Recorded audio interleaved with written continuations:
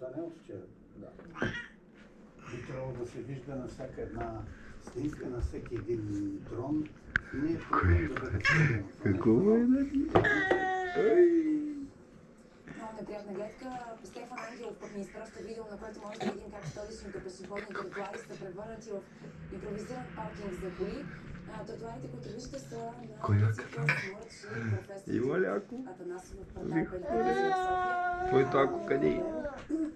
У памперса ли има, тати? Липсата на тротуари поради това, че те са превърнати, както виждате, в паркинг.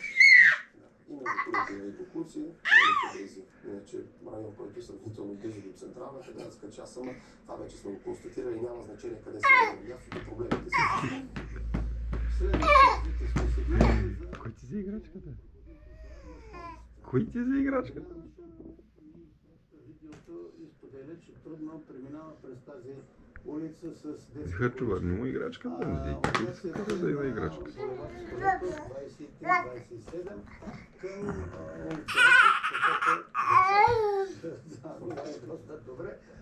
Ужасен тротуар, но с многофамилна жилищна сграда, с над 300 апартамента. Липса инфраструктура, липса пешеходна пътека, осветление. Булевардът е за тотален ремонт, но общината казва, пари няма. Тоест няма още билян шанс.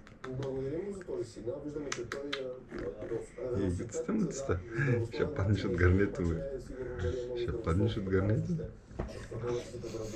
Видяхме и там едни измъчени хора, които се опитват с количките да минат. Бяха на офроуд събитие. Айде! Имаш ли опиканка? Айде!